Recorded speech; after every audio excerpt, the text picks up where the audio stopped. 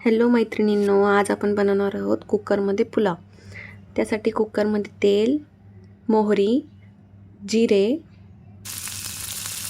तेजपत्ता, लवंग, मिरे टाकून घेऊ आणि थोडं परतून घेऊ. कांदा टाकून परतून घेऊ. अद्रक, मिरची, लसणाची पेस्ट टाकू.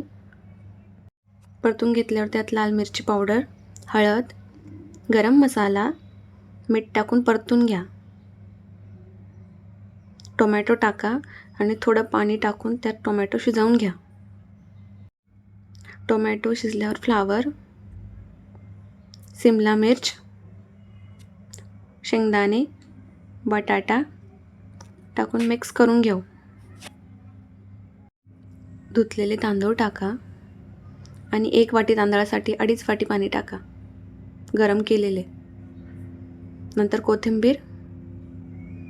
1 शिट्टी मोठ्या गॅसवर होऊ द्या, नंतर दुसरी शिट्टी कमी गॅसवर. तयार झालाय आपला पुलाव. मस्त चमचमीत पुलाव खा. पापड, लोणचं